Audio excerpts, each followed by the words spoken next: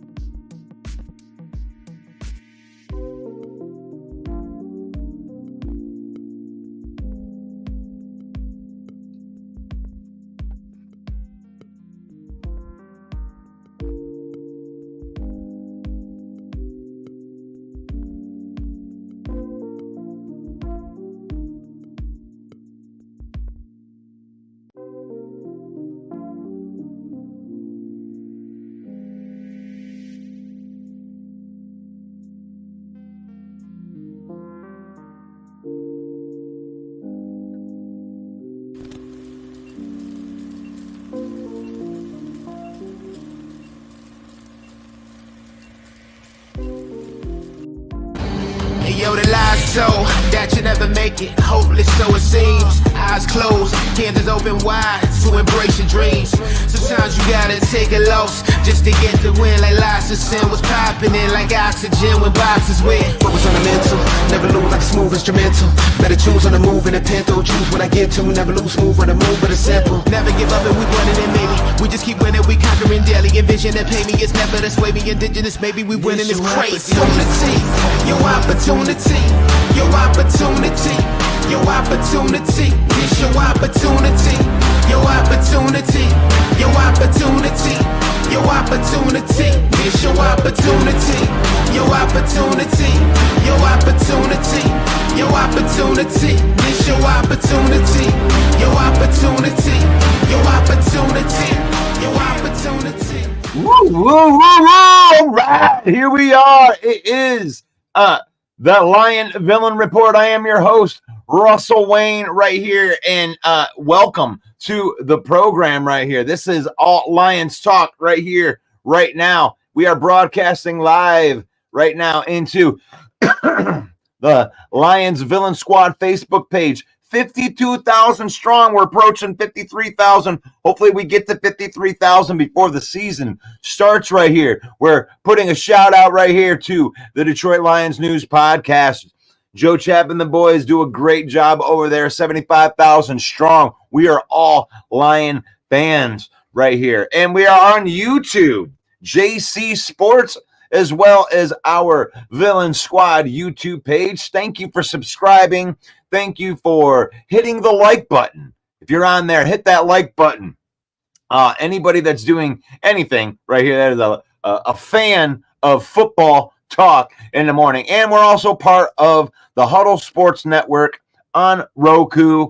That's ran by a whole bunch of rival fans right here, but that's how we do this.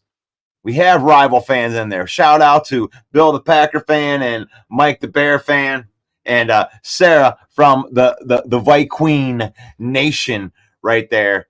And we believe in faith family and football. That's why we can have friends from the other teams, because I don't have to hate the person. I can hate the team. Faith, family, and then football, in that order. We use football.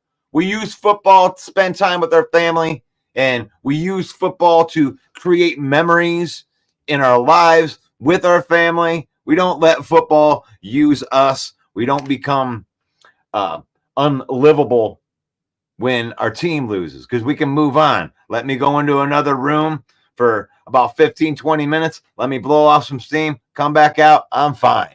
I'm fine after that. But I am ready for this next season to start. And finally, the preseason is over, and we are in the second wave of roster cuts right here.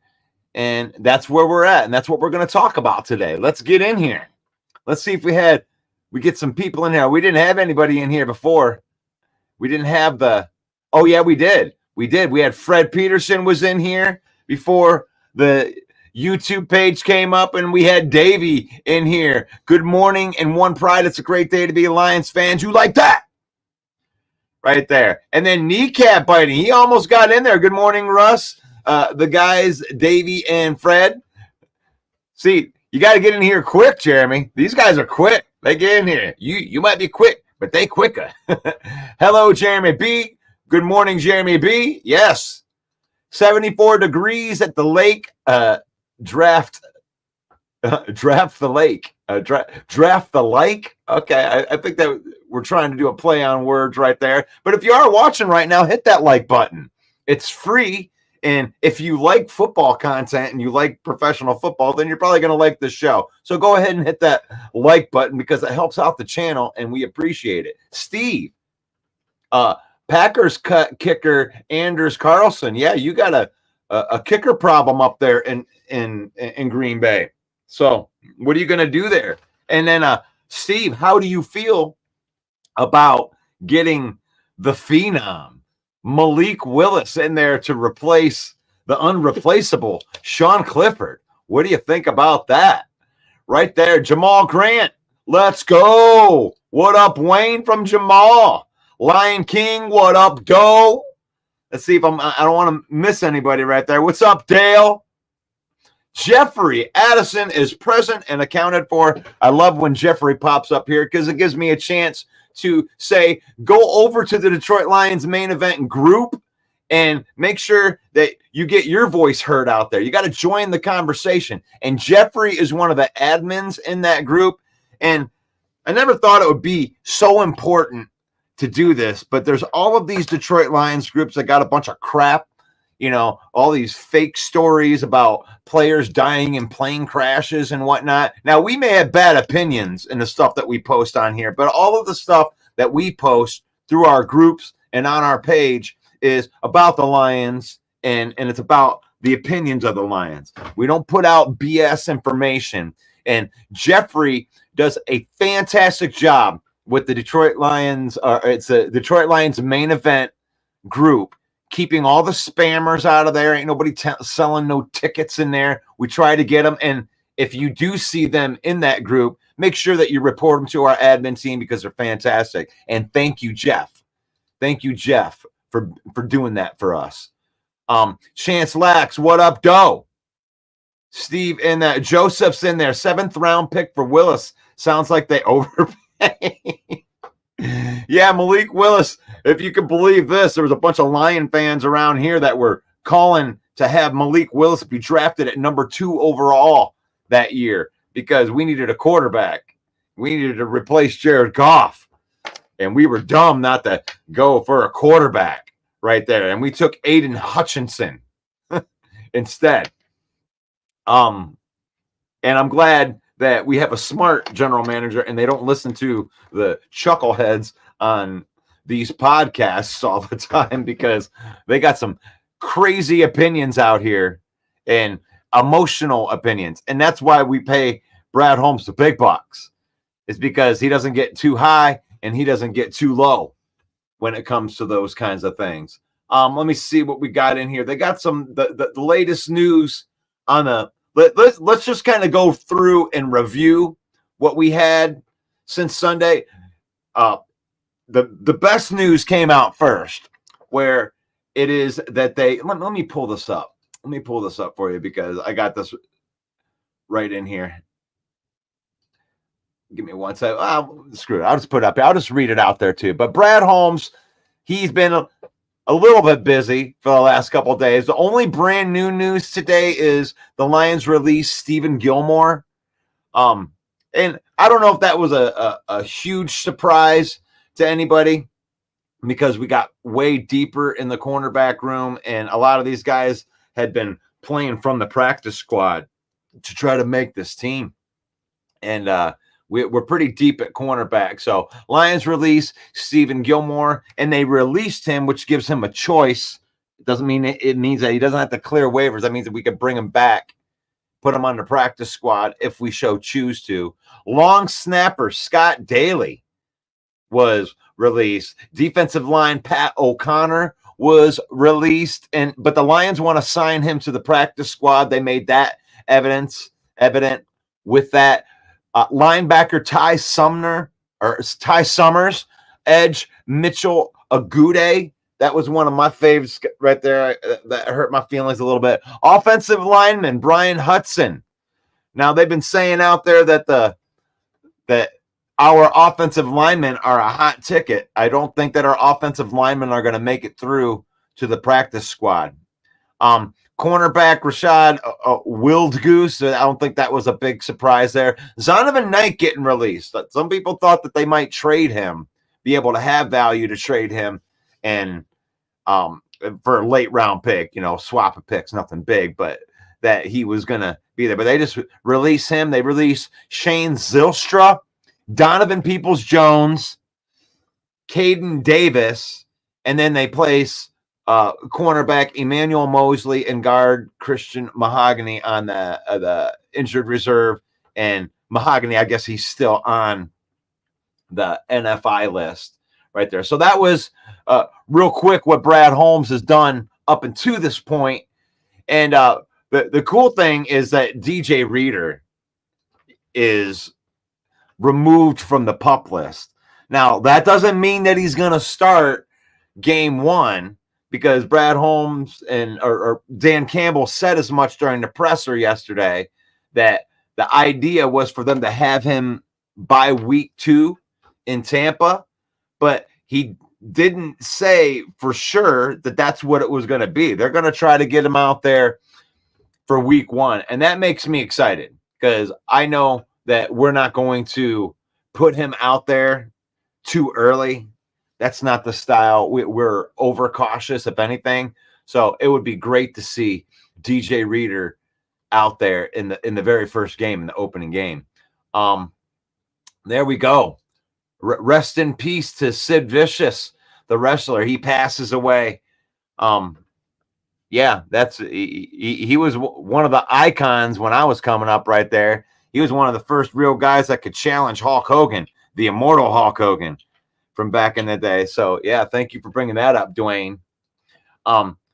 Jeremy B's getting some shout-outs in here. Look at that. Look at that. Steve, Sid Vicious gone. I'm the new Sid Vicious. There you go. Fantastic. There we go. Good morning to the villains. Good morning. So in all fairness, Goff played a mediocre first season. Yeah, he had nobody in his first season. If you remember, in his first season, his starting wide receiver was supposed to be, you ready for this? Rashad Perryman was supposed to be the starting, and Terrence Williams, the third string wide receiver from he was good for 5 minutes over in Dallas. Those were our starters. And then Amon-Ra was there, but Amon-Ra didn't really become Amon-Ra until the middle of that season, as we all well know. So in all fairness, Goff didn't play with a professional football team his first year. Brad Holmes has high five like Kirk Gibson's high five arm breaker. No surprise to Jeremy B on the Stephen Gilmore. Yeah, we just got too many guys that they brought in. There's so many guys that they brought in on the secondary end that was an upgrade in talent that it was like let's unpack this right here, because this whole idea, it's like Aaron Glenn is taking the brunt of the media for the last 2 years, and Brad Holmes has sunk a whole bunch of resources the first 2 years into the offensive side of the ball. When you take a team and you rip it apart and you take it down to the studs, then it's going to take time to rebuild it from the studs, because the way you want to do it the right way is you want to build from the draft.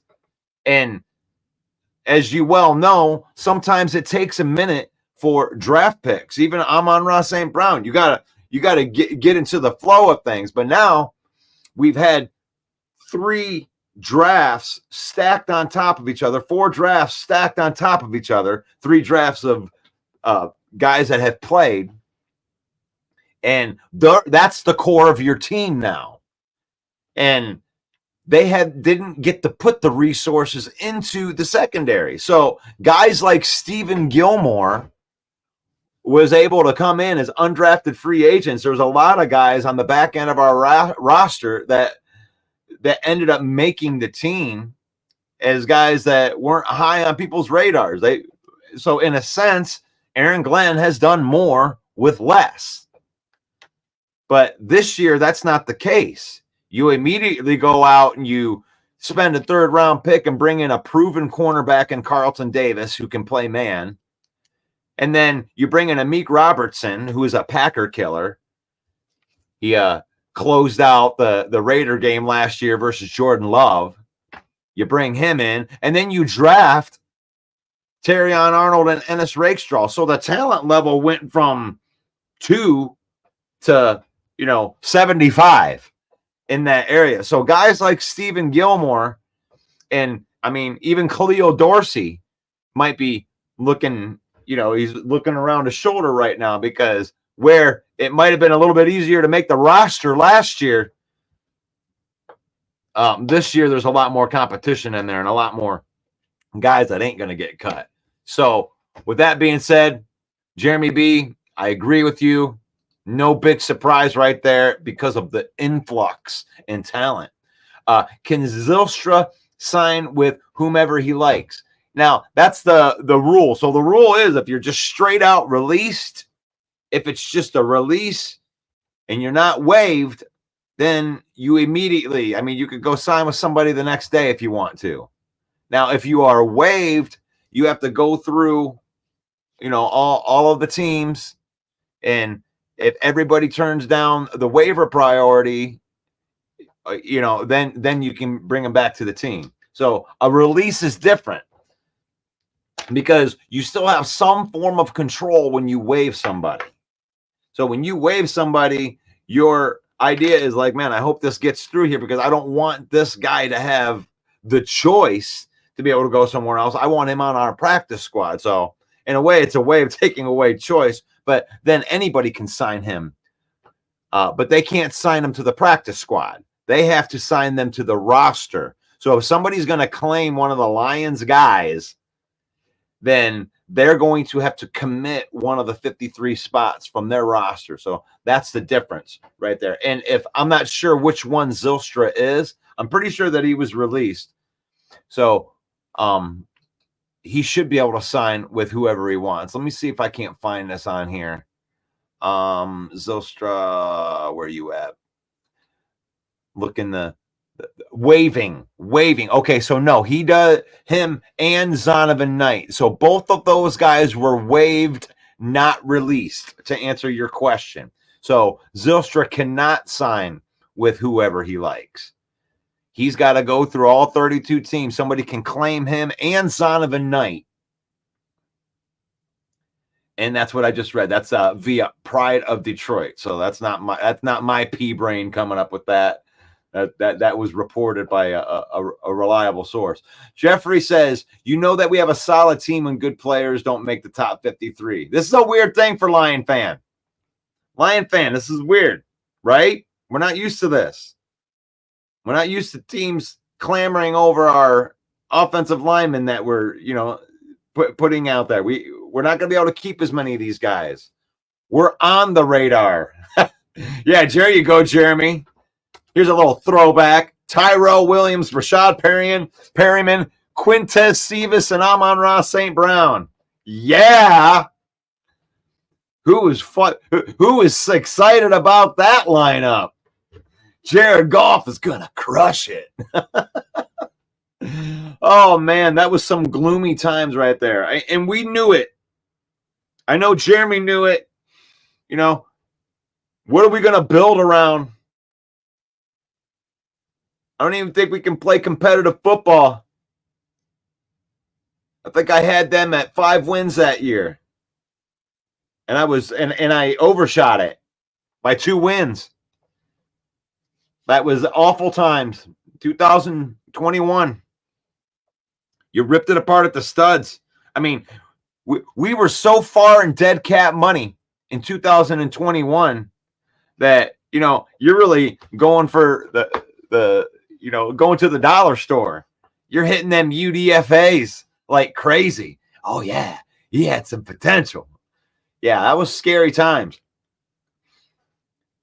Big Dan Davis says, do you think that Brad Holmes goes to the waiver wire for another wide receiver to replace DPJ, or maybe a trade with another team? I'm so glad that you said that, because I have this. Where is this? The trade. I'm looking for these guys from Houston. Where is that? Where's that article? I gotta find that. Article. But anyway, they were talking about. I remember reading it. The article is on Sideline Report via Brad Berryman, and he was talking about the Lions being able to trade with the Houston Texans, because the Houston Texans have a whole bunch of wide receivers that are really good. The Houston Texans have, they got Diggs, Dell, Meacham. They have like 5 guys that, and they don't have enough balls to go around there. I mean, these are legit number 1 or number 2 guys over in Houston with those. So I think that that's a possibility. You could see him working some magic because of all of those wide receiver cuts from yesterday. And I put Shane Zylstra in that big pass catching category, along with Donovan Peoples-Jones, along with Caden Davis, the bigger body guys trying to make the team, and they let all of them go. And that looks good for Isaiah Williams, who has been kind of the camp darling right here. But I would say that he is going to look through. He's not doing his job if he doesn't at least look through and try to make, some kind of move right there. But if not, then I think that he's more than willing to go into the season with the 4 guys that he's going to keep on that roster. If maybe Therese Fountain makes it as the 5th guy on the roster, but we'll have to see on that. Yeah, Quintez was good at 50-50 balls. He got injured and was never the same after that. He came down. I think he broke his collarbone the one year. He came down wrong. David says that the foundation is the most important part of building. It is. You have to, and it isn't just going and getting a free agent and throwing a Band-Aid on something that needs stitches. You made a comment like that earlier. Dan Campbell was talking about you don't want to put a Band-Aid on something that needs stitches. And he's alluding to, spending $25 million a year on a guy that didn't play here last year. That's not your foundation. You shouldn't be building your foundation with guys outside of the walls of Allen Park. You're building your foundation. You saw how they want to build their foundation. You draft the guy, and if you work your ass off for 4 years, they're going to reward you if you're one of the best players on this team. And, oh, man, but you don't have much cap, all that. The cap is a myth to a certain point. And if you have a fluid salary cap, and one of the things that makes the salary cap a myth is the fact that the salary is going to go up by 10% every year. They're going to keep increasing the salary cap. So indirectly, you're getting money every year without having to do anything to build the team. So all these talks of, oh my God, you paid too much money. They paid Jordan Love too much money. Oh my gosh, they paid these guys too much money. It's ridiculous. It's nonsense. Nobody gets paid too much money in the NFL. You're just next. Like, you're the next guy to get paid. Now, how do you get related to somebody that spent too much money on a contract? Is when you sign the guy to that said contract. Now, if Jordan Love doesn't come out and perform like a top 10 quarterback, or Jared Goff doesn't come out and perform like a top 10 quarterback, then you're going to hear, oh, they spent too much money, right? But if he plays well, nobody says anything about that. At one point in time, Jared Goff signed the richest contract in NFL history when he was playing for the Rams. That was the contract that he just extended. That's the contract that he just added years to. That's the one that got the extension. Oh my God, they spent too much money on Jared Goff. Goes to Super Bowl, goes to another NFC championship. And then by the end of that contract, him getting that $32 million cap hit, I remember that in 2019. Oh my God, what are they going to do? What are they going to do when they had to spend $32 million in cap that year? Well, if he plays well, you see what they're going to do. They're going to extend him. And it's going to seem like a bargain in 5 years. All of these contracts. If Jordan Love is still playing for the Green Bay Packers in 5 years and hasn't signed an extension yet, they're going to look at that contract and be like, oh man, that's only a $50 million cap hit right there. At least it's not 75. What is the new guy going to do? That's a $75 million cap hit. You know, it just goes on and on and on. That's all it does. So nobody gets overpaid in the NFL. People underperform their contract, but if you're getting paid in the NFL, you're next. You're next. It's your turn. And if you're a top tight end, then you're going to get paid like the top tight end in the league. If you're a top running back, then you're going to get paid like the top running backs in the league, however they're getting paid. It's all good. The foundation, the most important part.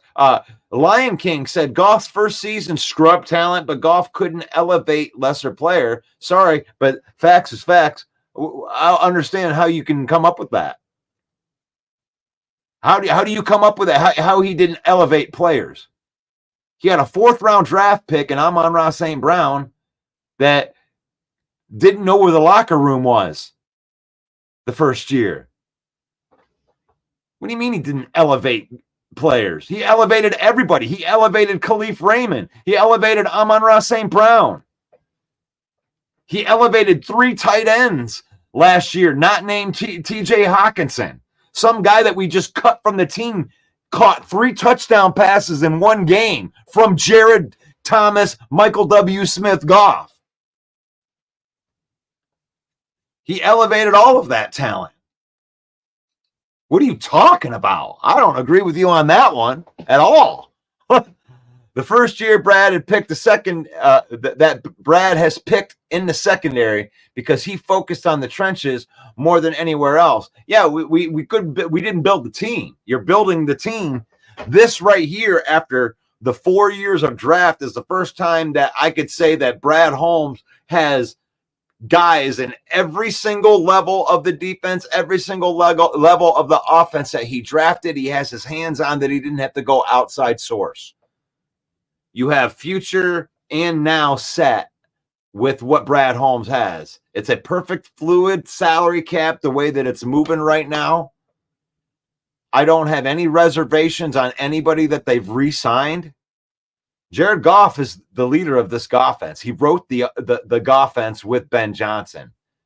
He might be the most important cog right here. He's an elite distributor of the ball. And when he's protected, his decision-making is as good as anybody in the NFL. It is good. And you could say, well, anybody that's protected is better. For sure. Yeah. But when put every quarterback into the exact same situation, Jared Goff's going to make elite decisions in the same situation. And now from this draft, now that they've been able to focus and bring in experience and young guys in the secondary, you already had young guys in the back end of the secondary. You got young guys on your linebacker core. You got young guys on your defensive line core, all three levels of the offense. So this is the first of what I would call like a 3-year super window for the Lions, because the team ain't going to be that much different next year either. They're just going to keep on going. Joseph says the 6th-round pick and a cheese tray and bubble. Are you guys still ripping on Malik Willis over here? Packers cutting some players here, according to Steve. And by week 10, we started to see chemistry with Goff and St. Brown. I think that Goff should absolutely get some credit for St. Brown. I think they are like they're locked. They're locked. It's Marvin Harrison, Peyton Manning. It's like these two guys are going to be forever linked together. They're going to be playing here for the next 5 years together. And I think they're going to break some records. So, but miss me. Miss me with any of the critiques on Jared Goff, who's been playing as one of the best quarterbacks in the league for 2 years now. Top 10 is unnegotiable. I can't let anybody talk me out of a top 10 quarterback the last 2 years for Jared Goff in this system. So this is a what have you done for me lately league. What have you done for me lately? That's right. And what he's done has been amazing. And any Lion fan should be happy to have Jared Goff on this team right now. Jeremy B says that he has a feeling that we're going to hit this waiver wire. And he should take everything into consideration right there. Ooh, look at that. That's an interesting take right there. Mike Fisher. Like that. You like that. Mechie third with a reunion with J-Mo. Interesting. They probably wouldn't have to overpay too much for that. That might, I don't know what they would be charging for a guy like that, but you definitely don't want to let these guys go. Obviously, the value of the player is going to come way down since you're at the back end of this roster. And if you're going to waive the guy anyway, that's the choice. You got to get the roster down or you're going to cut a different player. So we could get Mechie the third on a discount. And that's an interesting thing because it's a young guy that even seems like something that Brad would do right there. Big Dan Davis says, Russ, if Brad Holmes does call Houston about one of the wide receivers, give me Noah Brown, Xavier Hutchinson. Both guys are 6'2", 6'3"-ish. Wide receivers are downfield threats. Brown was one of Stroud's favorite targets. Yeah, they're loaded over there, Big D. That's Big Dan Davis right there. That's a good point right there. And we're looking for that big guy.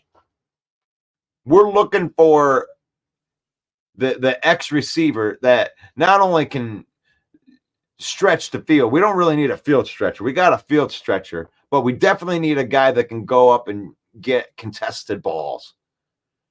That's one thing that we've really been missing from this offense in the last. I mean, it's a top. What am I really complaining about here?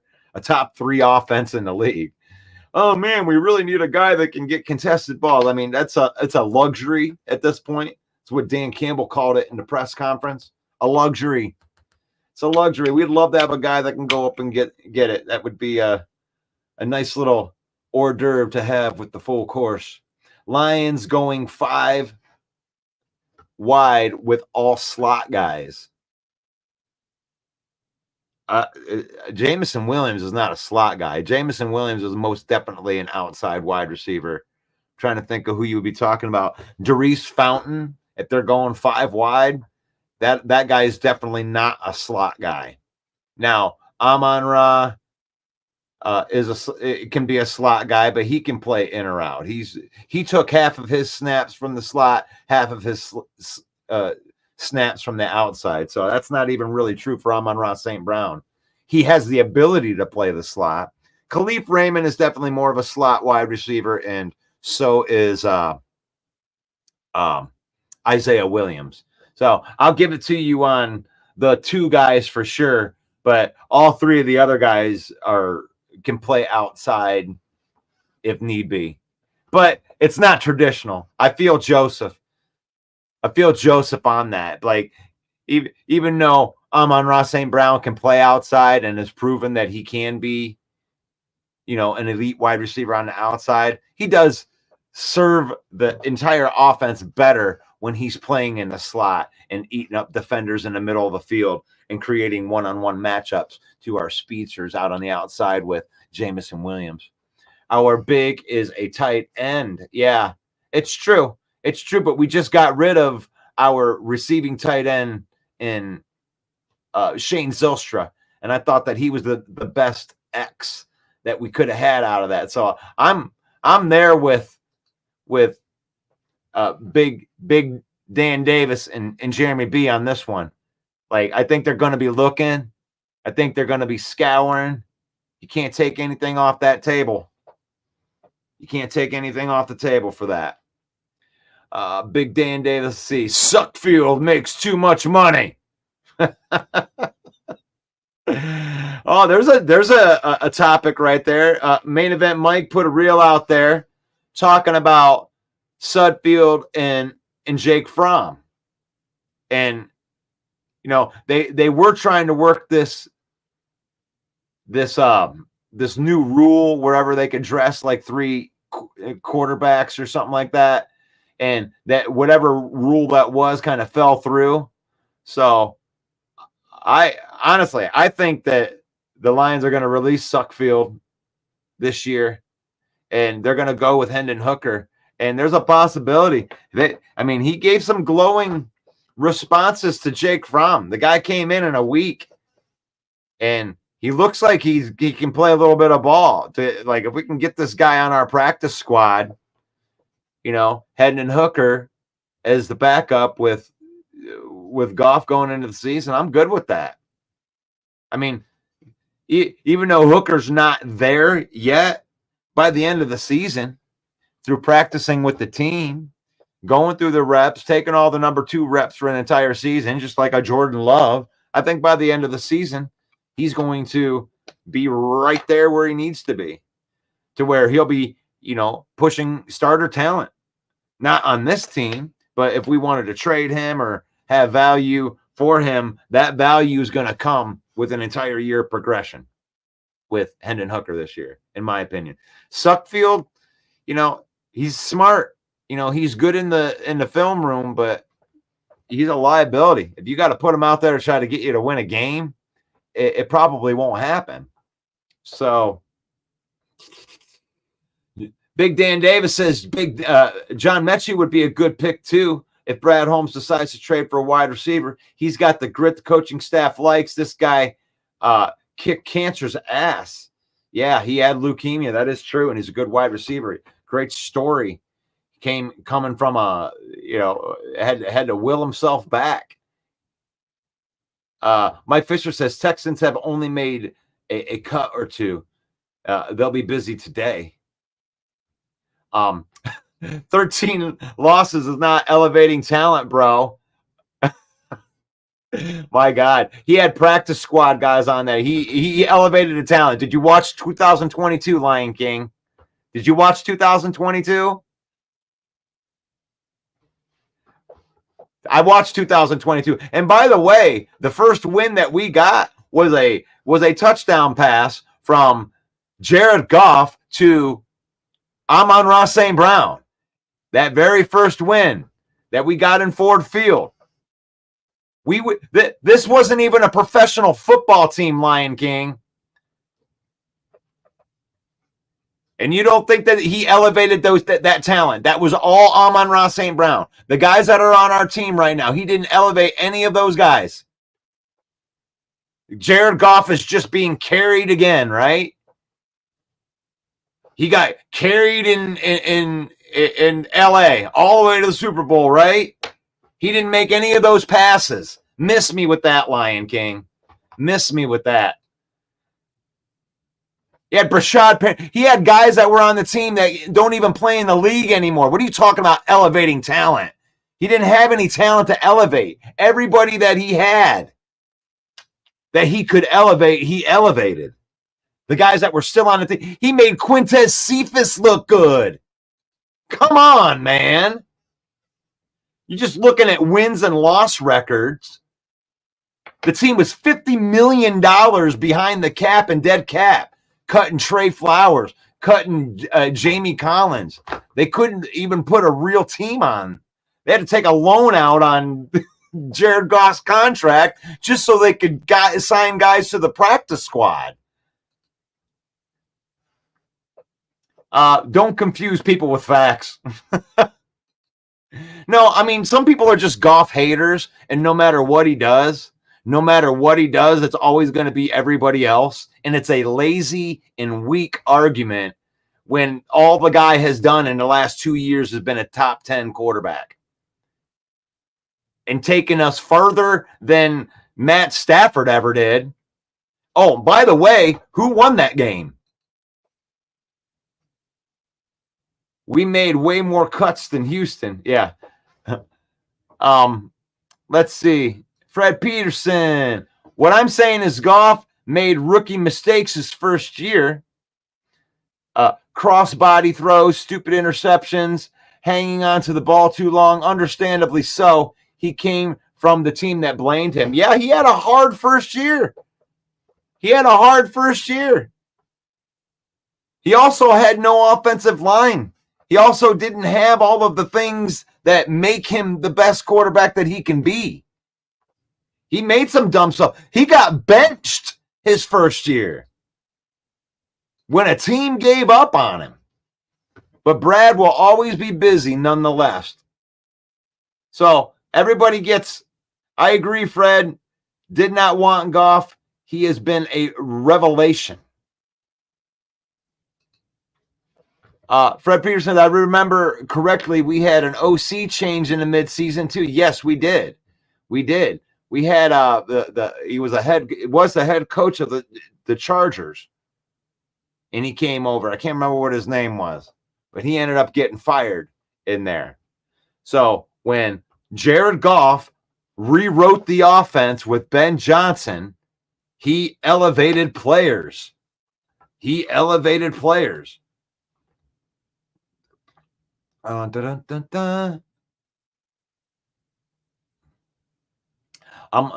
needs an X? I think that you guys are just talking with each other.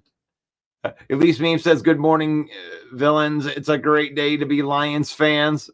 Right there. Anthony Lynn. That's what his name was. Anthony Lynn was fired.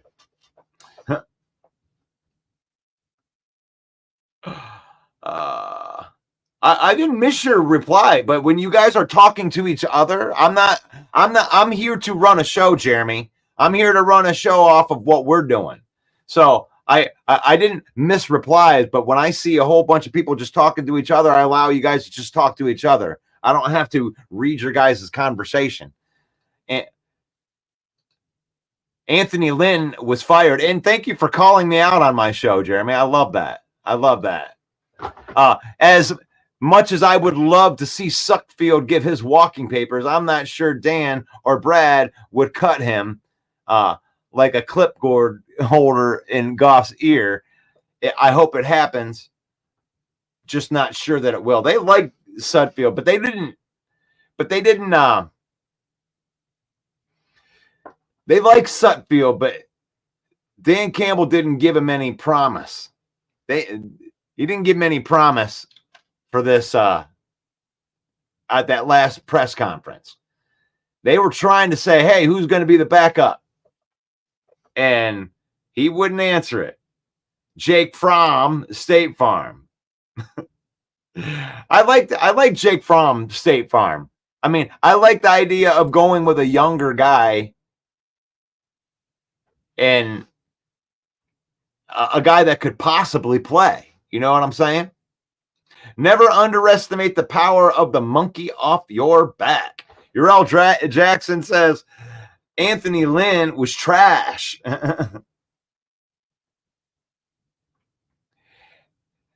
Jeremy, with all due respect, sometimes when I'm looking through these comments and I just see it's Jeremy, I have to like go through. I got to look for other people's comments on here. So I don't know in here what info that I'm looking for. Sam Laporta not a receiving tight ends.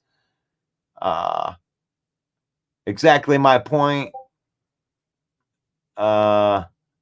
When you have a OC like Anthony Lynn calling plays for a quarterback not on the roster, it doesn't make for good football. Lion King. I don't know if that's the comment that you're talking about.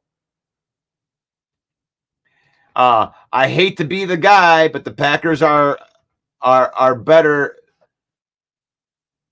Hope that Josh Jacobs returns to previous form, or we will see early season love. Yeah, I'm one of those too. I'm on Jeremy's side on this one too. I'm not 100% sure that the Packers got the better deal by getting rid of Aaron Jones. Aaron Jones has been a better running back in the NFL for a longer period of time than Josh Jacobs has been. Josh Jacobs hasn't even really been good the last couple of years. So when you're getting Josh Jacobs, you're getting I hope that he turns into 2022 Josh Jacobs. That's what you're hoping for. You're praying for that. You paid $12 million a year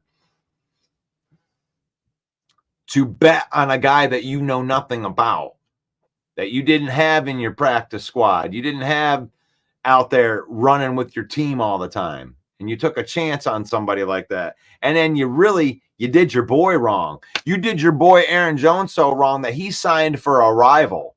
So that tells me that situation wasn't handled like up front if you're going to go play for a rival. So I'm not 100% sold on Josh Jacobs. If I had to bet and I was doing my fantasy, I would put more value on Aaron Jones in fantasy football than I would Josh Jacobs. Josh Jacobs is going to get picked very high in fantasy footballs, and I don't know.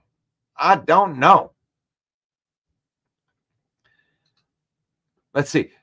The Lions are protecting intellectual property in Sudfield's brain. That is a good point right there. That's interesting. That's an interesting one right there. That is true, Russ. He's going to give no problems. I'll do a backflip if Sudfield is out, and almost hate him as bad as Tim Boyle. Yeah, I don't like these clipboard carriers. We've dealt with that too much here in Detroit. You know, Dan Orlowski. Oh, wow, he sure loves to follow Matt Stafford around and carry his garbage, pick up after him. Here, can I do anything more for you, Matt Stafford? Can I do it? Can I watch some film with you, Matt Stafford? And now you get Sudfield, who is Goff's version of that. You couldn't count on Dan Orlowski to go out there and win you a game. Just like you can't go out there and count on Nate Sudfeld to win you a game. All of those, looking at film in the training sessions, that's real helpful if you get an injury. That's why I liked seeing Hendon Hooker for a change.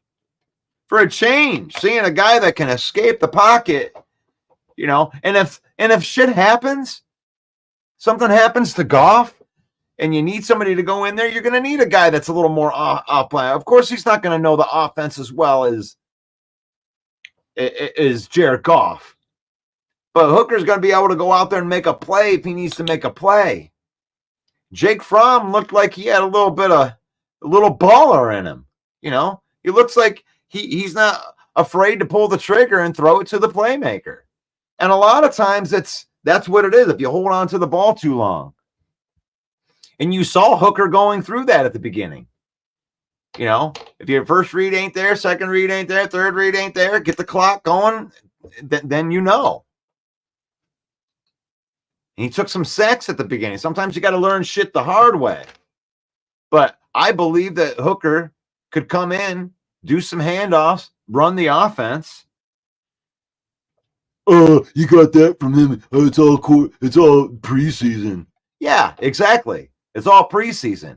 And if Hendon Hooker needs to take snaps in the midseason because Goff went down, he's not going to be playing with the backup center and a backup tackle that ain't going to be on an NFL team or a backup running back. He's going to be playing with Frank Ragnow, Penei Sewell, Taylor Decker, with Amon-Ra St. Brown as the wide receiver and Sam Laporta. That's what Hooker's going to be playing with if he has to go in the middle of the – and based off of what I've seen enough there. He knows how to go through the reads. He knows the offense good enough, and those guys are going to be good enough to get more open. Who's willing to trade a big body receiver to the Lions? Let's go. Our Detroit Lions 3.5 favorite now, and the Los Angeles Rams win. Urel Jackson, week 2, our Detroit Lions 6-point favorites over the Tampa Bay Buccaneers, win over the Tampa Bay Buccaneers. Like that. You got your money out there. It's the power of love. Urel Jackson, favorite, go to 2-0 and start the season.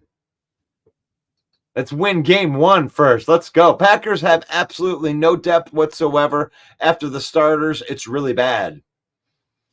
I don't know if that's true, but they didn't play very well in the Denver game. But the Packers, the biggest thing that I think that they're not talking about because they don't want to see it is you change defensive coordinators, and you change defensive coordinators to a guy that isn't well known in the NFL world, but he's more well known to Matt LaFleur. So Matt LaFleur hired his buddy as a defensive coordinator and then switched their scheme from a 3-4 to a 4-3. So to me, the whole defense and that whole schematic deal that's up in the air. I mean, I don't know what to expect out of that. I don't know if Rashad Gary is going to play good in a 4-3. Is he a small end that's been used to playing a big end? I mean, I don't know. So the question marks that are there is the continuity things. Is Josh Jacobs going to be better? Is that offensive line going to be better with these new guys? Is Jordan Love going to be able to maintain the magic, right? So the proof is in the pudding right there. So that's the biggest questions that I have about the Packers. You can make depth work with unknown players that aren't playing well if they get the scheme down. but it might just be a scheme thing. Boil and blow, dud field. I think that they are helping Sudfield to be a QB coach, but not maybe not in Detroit. Okay, I gotcha. Dan Orlowski's still mad at the Lions for him stepping out of the back of the end zone. And that's what I mean. That's what I mean. I mean, what are we supposed to do with that? You know, we need a quarterback that can win, and we want a regime that's going to go and get guys that are going to win on two levels. Brad and Dan are the best that the Lions have had in 75 years, but they are gamblers. Enjoy the roller coaster. Shouldn't we recognize the mistakes and appreciate them as leaders? What are you referring to as a mistake? I mean, the thing is, like, I push back on people that cite their opinions as fact. Like, is that a mistake that he is going for it? Is that where we're going with that? Because if that's the case, then I mean, if you don't like the gambler, you don't like the gambler.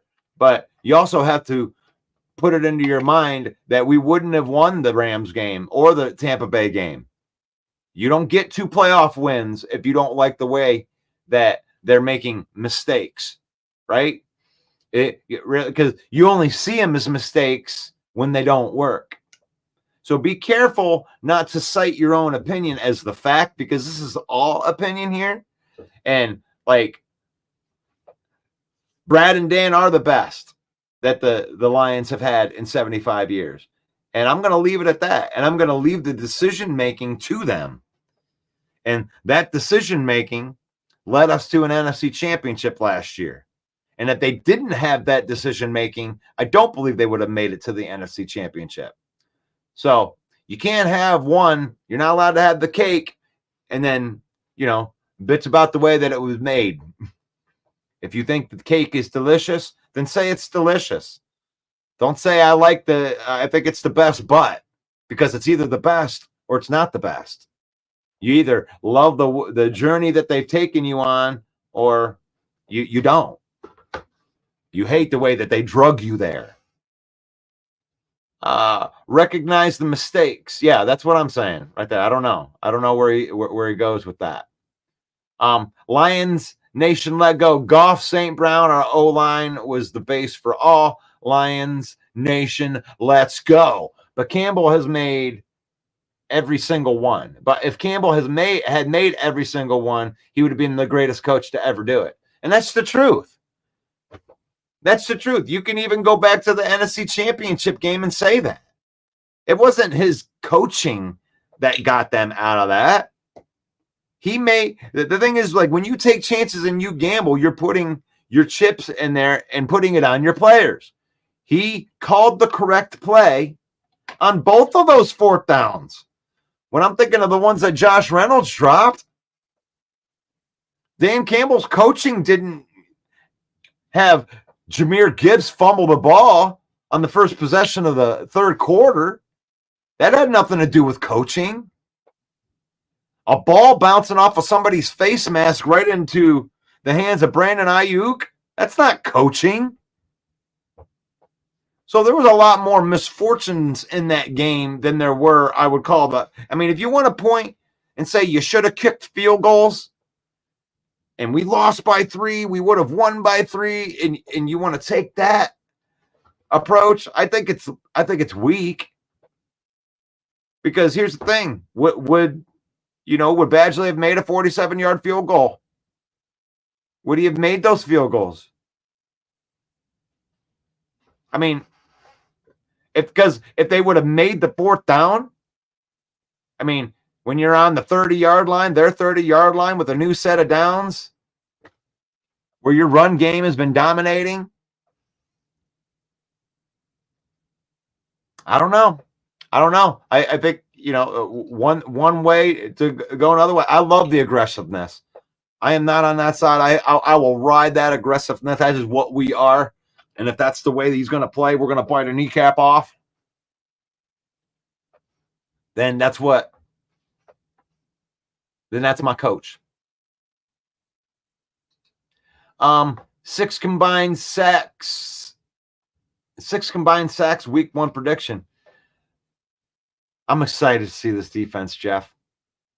I'm excited to see this defense in the way that it is.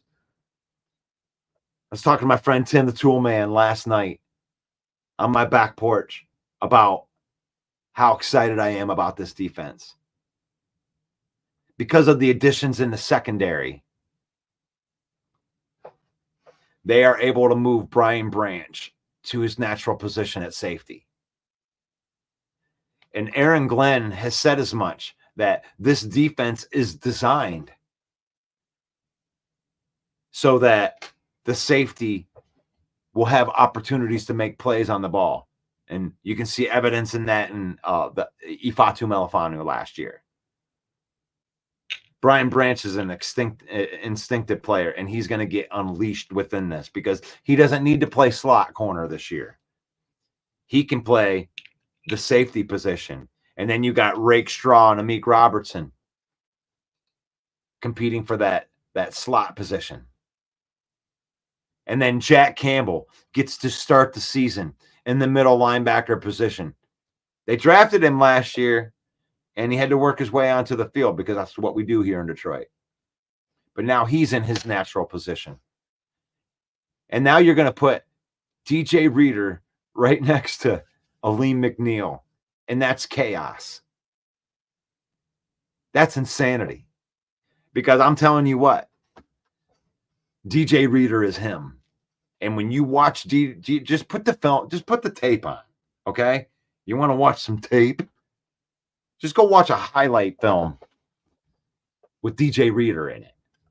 And you'll see what I see, which is you can't not double team this guy. If you don't double team DJ Reader, he's going to mess your play up. That's the bottom line. Nobody can block him. Nobody has been able to block him without double teams. There's nobody that's like, but we're just going to put this said center or guard on DJ Reader. Doesn't happen. You have to double team him, and he can hold double teams and still play the run. Aleem McNeil's the same way. You're going to put those two next to each other. Guess what that means? More importantly than anything else is our most double-teamed guy last year, Aiden Hutchinson. They're not going to be able to double-team him like they did. Aiden Hutchinson is going to get more one-on-one looks this next year than he did his first 2 years combined. That is a scary thing for offenses to really worry about right there. And then you got sticky cornerbacks that you got that are man coverage cornerbacks. This defense is going to be aggressive. I think this defense is going to take chances just like it did last year. But here's the difference is we got guys that can cover.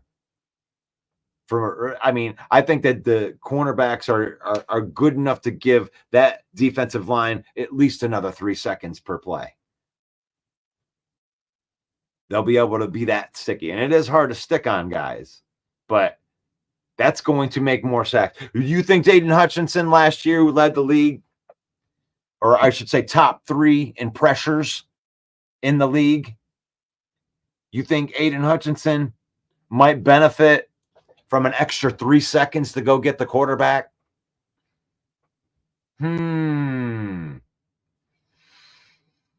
Jonah Jackson couldn't miss 4 weeks. How'd that one work out for you? Dang. That sucks. I hate to see the injury.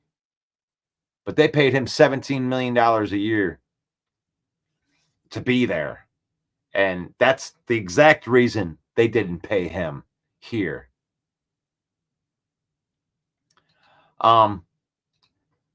Stafford's dealing with a hammy strain. Could be returned to practice. Yeah, I don't think that there's any way that he wouldn't play.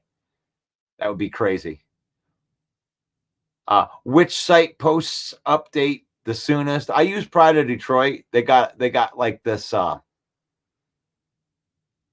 They have like an updated one article that just kind of they just keep updating it. The 2024 cut tracker, And so far, it's still just Stephen Gilmore right now. The only new news from this morning. Lots of hard cuts today. Gosh, 5 hours. 5 hours, and we're going to know. And we're going to know who is going to make the final 53-man roster. And there may be some moving around. Like this whole, trying to trade guys. It's all good. Shane says we should have cut Emmanuel Mosley. Why? Why would you cut Emmanuel Mosley if he could, you paid him and you got a injured reserve spot. And, you could recover from the injury. Do we give up on him now because, injury 1, done. Injury 2, done. Injury 3. Oh, okay. Well, now that's too much. Now you've been injured too much. The injuries weren't related. That's the only reason why I say keep him. Stay aggressive. People wanted us to take the field goal with a kicker who has less than 50% outside when he isn't kicking in the thin air of Denver. Wow. Yeah. Wait, there really I don't think it had anything to do with I believe in my kicker or not believe in my kicker.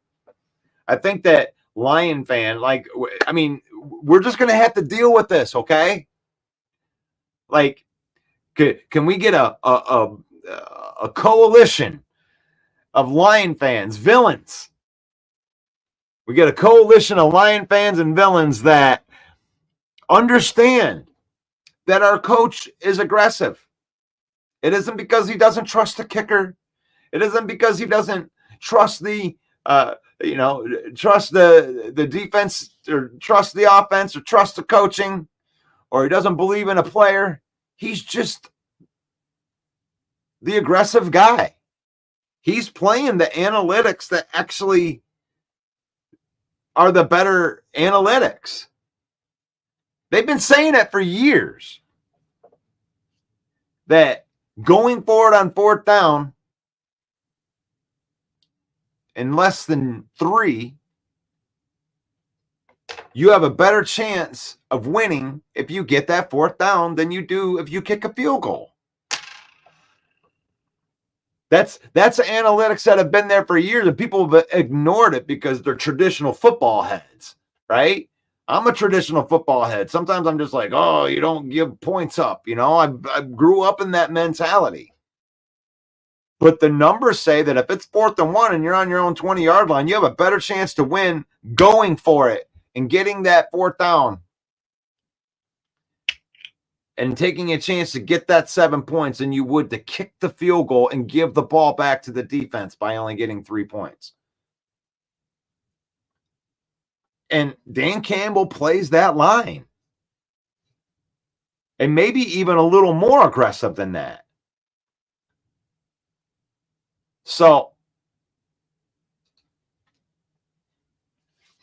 it would have been nice to get Caldwell as our DC. Aaron Glett is bad. Like, I don't even know what to say to that. Ricky Bobby, I don't know. Is this a troll account? That can't be real. You can't be serious about that. You do realize that Caldwell's an offensive coordinator, right? Like, even if that was a smart thing, I don't agree with the Aaron Glenn being bad either. But you would rather replace our defensive coordinator with our ex-head coach offensive coordinator who hasn't even coached in the league? You can't. That's got to be a burner account. That can't be a real comment. People wanted us to take the field goal. Okay, you already said that. Stay aggressive. Shane Roski. Rogowski. Shane Rogowski. We should have cut Emmanuel Mosley. God, see, this is what happens when I go back and forth on these things. Ricky Bobby, I got to see if this is a real account right here. Brad Holmes is BB is a great slot as a rookie. If year 2 jump, the year 2 jump should help him. BB is a great slot. Okay, I don't know. I'm still thinking that Stafford needs to leave his wife at home. She's making him look bad. Oh, Bates actually made somewhat of an impact this season for us. Bates is a scary proposition for me. I mean, that dude might kick a 75-yard field goal this year and then miss a 31-yarder. And I don't know if I like that all that much. I mean, there's part of you that just wants to go and say, hey, let's just go get Patterson. Let's just go get a guy that's really, really good from, 45 and in and leave it at that. But no.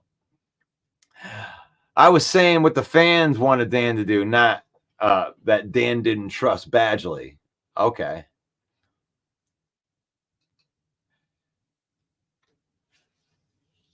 The fans definitely. The funny thing about the fans is they only not like the aggressiveness when it doesn't work, and then all of a sudden it was like, yeah, but that's just too much. Like I watch all of these games, especially at the Lions Den. I'll shout out to my boys at the Lions Den, and when we're in the Lions Den watching that, you're walking around. You don't see anybody while they're going for it on fourth down, and then they make it. You don't see anybody going, damn it, that darn that Dan Campbell, why does he keep going for it? Now we got first and goal. Should have kicked the field goal. Said zero people. So stop it. Stop with the fans micromanaging it. Either deal with it or don't deal with it. You could. There's always other teams. Like, you can follow other teams. Like, but I'm not going to criticize these guys that we went to the NFC Championship for the first time in 30 years. I'm definitely not going to critique my quarterback that is playing better than any quarterback that's played here. More efficient, taking us further in games, winning more playoff games than any quarterback than we've ever had. And I'm not going to criticize this guy that's took me farther than we've ever been. Our defensive backfield is going to make Glenn look good this year, in my opinion. I think Aaron Glenn is going to get to show who Aaron Glenn is this year. I don't think Aaron Glenn has had the personnel to run what he wants to run. Aaron Glenn has said as much. I love man-to-man cornerbacks. We want to be able to play good man-to-man cornerbacks. That's been he hasn't held back from that at all since he's gotten here. I want to play man-to-man. And guess what we haven't had here in any capacity other than Emmanuel Mosley, who can't get on the field? Man-to-man cornerbacks. We haven't had man-to-man cornerbacks. Sutton's not a man-to-man cornerback. He's a very good zone cornerback that if he's playing in the slot, he's not bad. But we had him out there covering number ones, man-to-man on Justin Jefferson. Are you kidding me? You need guys that have experience in doing that. And our defensive backfield is definitely going to make Aaron Glenn look a lot better this year because Carlton Davis, man-to-man. Terrion Arnold, man-to-man. Rakestraw, man-to-man. And Meek Robertson, man-to-man. These guys are known. They were known in college. They were known in the pros as man-to-man cornerbacks. They thrive in man-to-man. They're better man, except for Rakestraw. He was more of a balanced guy. He can do both pretty good. And not that Terrion Arnold can't, but Terrion Arnold is that is definitely what he is in man-to-man. So for sure, the defense should be a lot better because he's going to be able to run his defense the way that he wants to. He'll miss a few extra points and hit an 80-yard. Oh, Jake Dillon says they need to carry a second kicker to make the short field goals, I guess. Now we got extra roster spots going in there. Big Jake T. Jeff Buckler, what if Bates is only utilized from the 40 and beyond? Does Dan go for anything closer? Now, I've said as much. Like, Jake Bates is a weapon. I don't see him like going for more field goals because of a field goal kicker or not. I don't see that at all. But what I do see is at the end of halves, and you get the ball on your own 12, and you got like 20 seconds left, and you get the ball up to the 48-yard line, our own 48, and you got 3 seconds left, and Dan's like, man, I know that's a 72-yarder, but go ahead, send them out there. And I could see them getting the big set and getting a big set and going for, a really, really long field goal like that. And here you go. I can always count on Jeremy to get the stats. Let's get the stats. 86% successful on 4th and 3 or less, says Dan. Made the right choice more often than not. Highest of any team in NFL history. And that's the thing. They were talking about that. They had one of the linemen, Jeremy, that were talking. I can't remember what the lineman's name was. One of the famous linemen that does like ESPN or whatever was talking about how much of an advantage being aggressive is, not on 4th down, but on 3rd down. Like if your mentality, just think of the defense, it's 3rd and 11. And you got 2 wide receivers set. These guys are trying to play like a prevent defense. They're on their heels because they think they're going to go try to rush the quarterback because they think you're going to pass the ball. All of a sudden, you just turn the ball around and hand them off. Damian Woody was the ESPN guy. I hope that's the right one. But if you have a chance, go and check that out. Talk about the advantages of going for it on 4th down. Has its advantages on 3rd down. Because, if you're running the ball, just think about it just with the science, right? If you're got your head down, you're ready to come rush the passer, and you're ready for the offensive lineman to do one of these to try to stop you from running, and all of a sudden it isn't that. Like you're trying to do a pass rush move, but all of a sudden the offensive linemen are running downhill, and they attack you instead. It completely throws you off balance. And that's why I think that you see those 3rd and 11, trap handoffs go for 9, 10. Sometimes they even get the 1st down on the run going like that. But you totally catch teams off surprise. And you're going to really confuse teams on 3rd and 4th down with that this year. Because here's the thing. If you get 9 yards on that run, 8 yards on that run, that 3rd and 11 becomes a 4th and 3. Well, you knew you were going for it anyway. You got an easy 8. It might have been an easier 8 to get than the pass.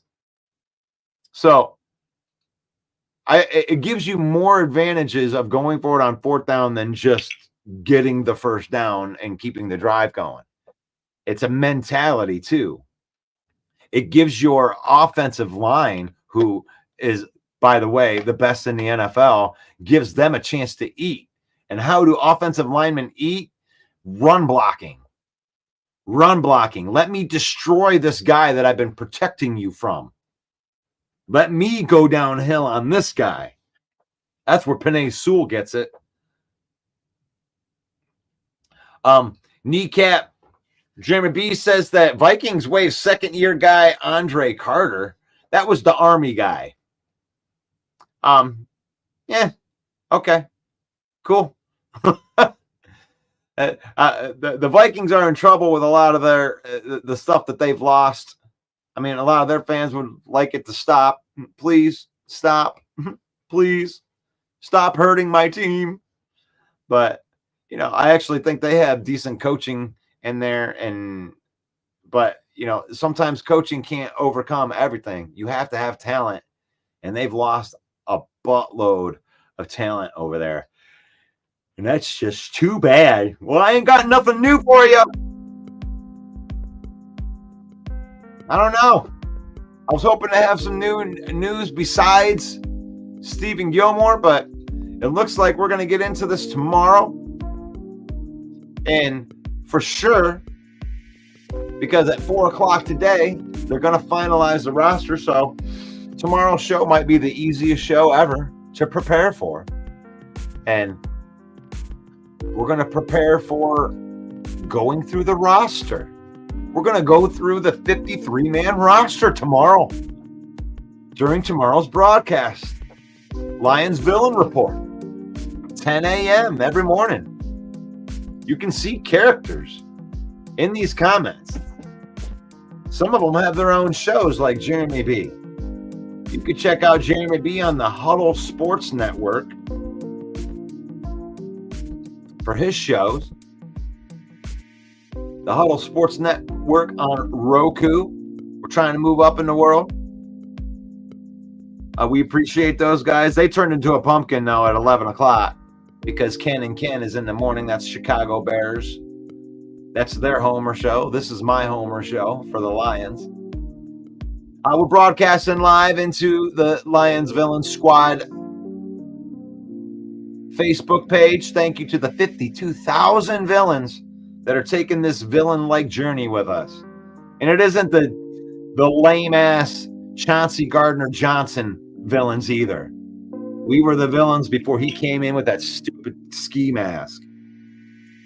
We're the villain that Brad Holmes wore on his interview that said that we are the villain. We want to be the villain of the NFC North. We are the villain of the NFC North because they're chasing us now. The Lions are the villain of the NFC North, and unfortunately, the Kansas City Chiefs are the villain of the NFL. And we got to do something about that.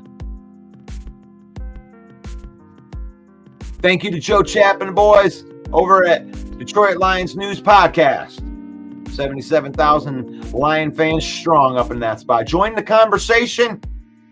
Make sure that you join the conversation, especially on our Facebook page. We have all kinds of pictures and other ways to engage, answering questions. Sometimes the questions are fun, sometimes they're dumb, whatever. But we're just trying to create football conversation here, and we appreciate you guys jumping on here with us and creating a football conversation with us. And it's faith, family, and football.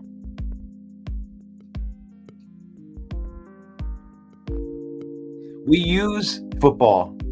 We don't let football use us. We use football to create memories, spend time with our family, and we don't let football use us. Because we have Packer fans on here and Viking fans and Bear fans on here. We don't hate on the person. We love the person. We want to be able to love on you, but we want to be able to hate your team. So that's the deal. Faith, family, football, in that order. And may the Lord bless you. May the Lord keep you. May the Lord shine his face upon you until we meet again for football talk. Lion Villain Report. See you tomorrow. Peace out. Hey, yo, the lies so that you never make it. Hopeless, so it seems. Eyes closed, hands open wide to embrace your dreams. Sometimes you gotta take a loss just to get the win. Like lots of sin was popping in like oxygen when boxes wet. Focus on the mental, never lose like a smooth instrumental. Better choose on the move in a pinto. Choose what I get to, never lose smooth on the move, but it's simple. Never give up and we running it maybe. We just keep winning, we conquering daily. Envision that pay me, it's never to sway me. Indigenous, maybe we winning this crazy. Your opportunity, your opportunity, your opportunity, it's your opportunity, your opportunity, your opportunity, your opportunity, it's your opportunity, your opportunity, your opportunity, your opportunity, it's